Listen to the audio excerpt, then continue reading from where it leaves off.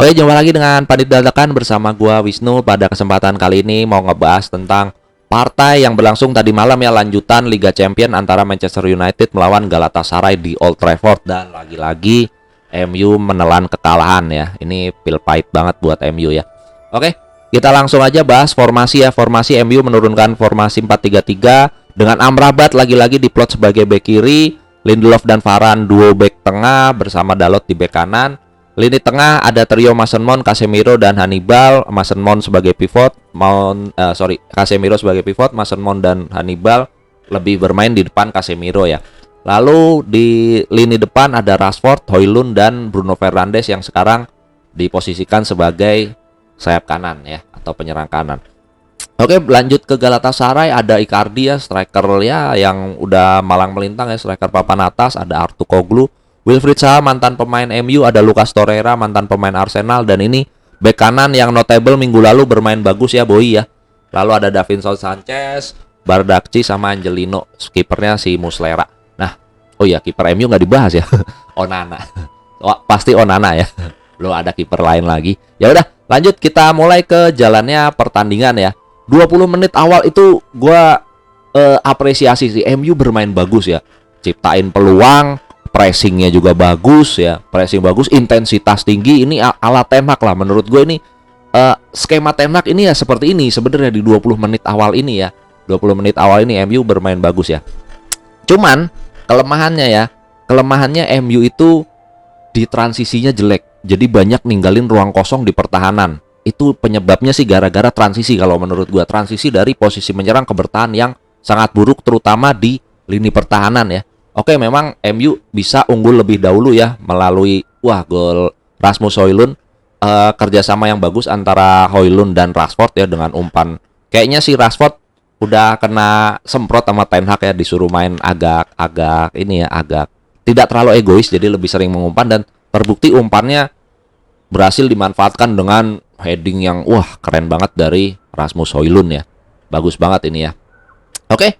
Nah, tapi sayangnya di babak pertama Wilfried Zaha mencetak gol juga ya. Mencetak gol ini kalau gue bilang ya tadi ya, kesalahan back sih kalau gue bilang ini ya. Kesalahan Dalot terutama ya, gagal clearance lah menurut gue. Dia harusnya bisa clearance, bisa nutup posisi dan bisa clearance ya. Memang nggak cuman Diego Dalot sih, ini kesalahan kolektif, tapi kesalahan terbesar ada di Diego Dalot ya. Golnya si Zaha ya, di gol penyeimbang ya, ini kesalahan dari Dalot ya, kebanyakan salah dari Dalot. Oke, lalu kita lanjut ke babak kedua ya. Babak kedua, ini ada diawali adalah peluang yang sangat matang sebenarnya dari Marcus Rashford.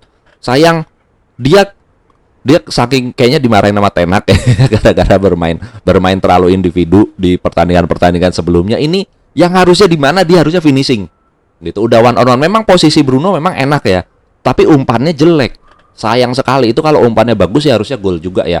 Umpannya lebih dalam ya, dia ketarik umpannya lebih keluar ya, bukan ke dalam, jadi dipotong sama back. Tapi itu kalaupun dia finishing harusnya nggak akan ada yang marahin dia gitu. Kalau itu posisi ideal untuk finishing ya. Untuk finishing itu udah one on one sih, harusnya pemain sekelas Rashford harusnya itu finishing sih kalau menurut gue ya. Harusnya kalau dia bermain minggu lalu itu finish sih. Bermain egois seperti minggu lalu ya, bermain individu seperti minggu lalu harusnya finish gitu, nggak usah dioper, nggak apa-apa, karena itu posisi ruang tembak dia masih agak terbuka, masih bisa cetak gol harusnya. Jadi itu ya, sayang ya keputusan yang salah dari Rashford ya. Nggak lama berselang-selang itu ada Højlund yang kembali lagi mencetak gol bagus ya. Itu Højlund sih keren ya.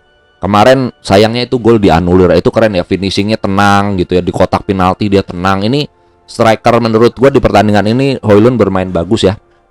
Dalam 50 menit ini ya, kurang lebih menit 50 sekian lah itu ya, Højlund dianulir offside, sayang sekali itu, padahal skema bagus, gol bagus juga, sayangnya offside ya. Oke, kalau kita lihat dari Galatasaray ya, Galatasaray itu lemah di sektor kiri sebenarnya.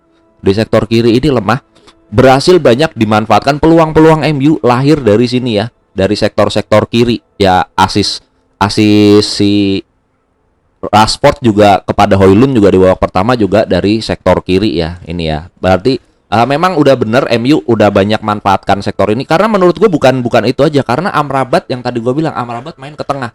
Jadi sektor kiri MU itu menurut gue serangannya pincang, jadi memang dialihkan ke kanan dan memang juga mungkin dibantu oleh sektor kiri Galatasaray nggak sekuat sektor kanannya ya, dengan ya kekuatan di sektor kanannya itu lebih ini ya, lebih powerful. Galatasaray MU kesulitan sih kalau nembus dari sisi kanan gitu ya.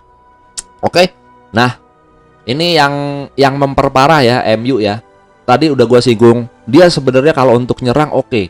Nah, pada masalahnya adalah pada saat dia transisi ke bertahan, posisi bertahan itu jelek banget. Dan ini diperparah lagi sama kondisi ini ya, kondisi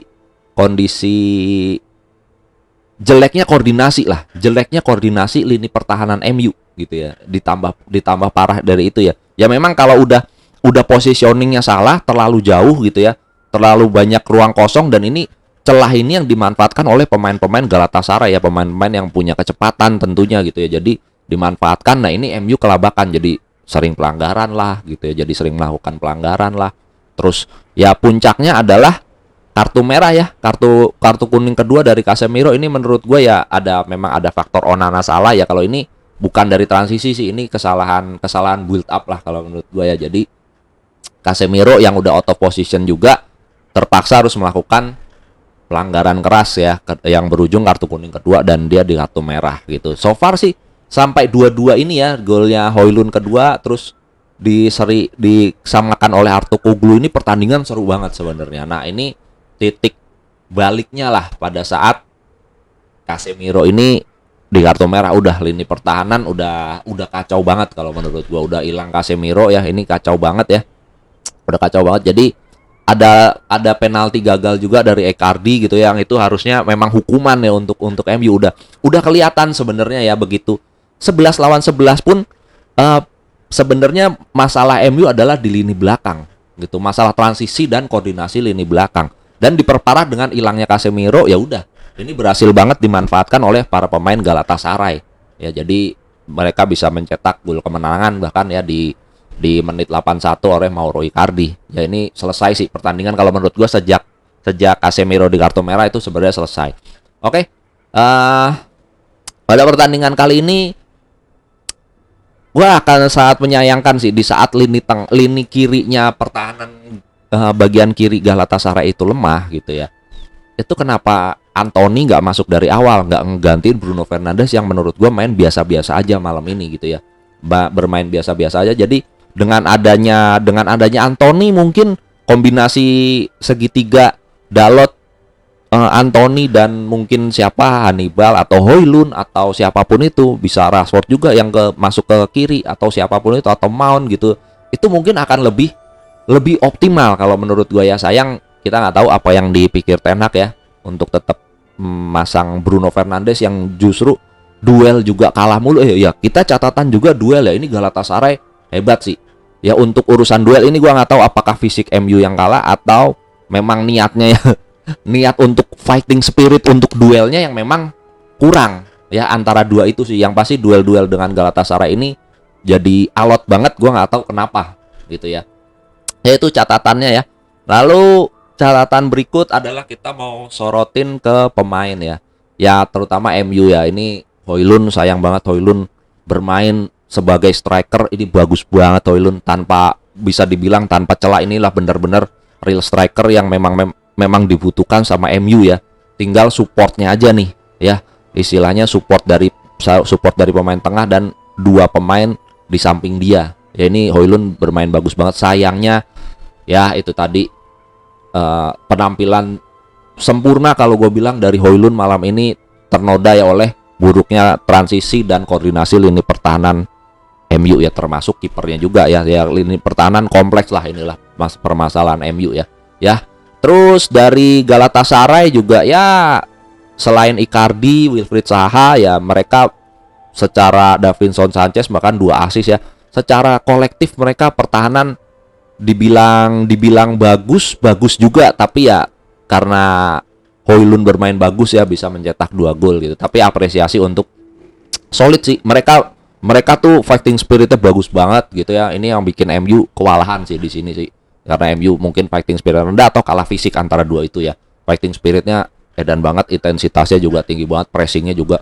Ya ini sepak bola fisik kalau gue bilang Galatasaray gitu ya, sepak bola fisik. Nah, ini jadi pertanyaan juga untuk MU nih kalau misalkan ketemu tim-tim macam Galatasaray gini, misal entah di IPL gitu ya, yang intensitas tinggi, terus apa namanya, duel-duelnya juga jago, kualitas fisiknya bagus. Ini jadi pertanyaan sih untuk MU sih. Kalau bermain seperti ini bisa kacau ya. Ini untung ya, untungnya nggak untung sih kalah ya. Ya untungnya bisa cetak gol ya. Ya nanti next kita lihat lah ya. Cuman yang pasti ini MU akan susah banget ya untuk lolos dari grup ini. Ada di untungnya dua pertandingan berikut adalah FC Copenhagen yang ini nggak boleh kepleset sedikit pun. Ini dua pertandingan ini harus 6 poin, MU harus 6 poin, dan di kandang Galatasaray harus balas kekalahan di Old Trafford. Udah itu kuncinya kalau mau lolos sebagai runner up ya. Kalau sebagai juara grup kita harus lihat Bayern Munchen ya, yang kayaknya susah ya. Udah pasti juara grup kayaknya Bayern Munchen ya, tapi bisa jadi Bayern Munchen kepleset sama Galatasaray, bisa jadi ya. Oke, kalau gitu sekian dulu ya ulasan kali ini. Terima kasih yang udah nonton. Boleh di like kalau kalian suka, boleh di subscribe kalau kalian nggak suka juga boleh di unlike. Thank you yang udah nonton. See you in the next video. Bye bye.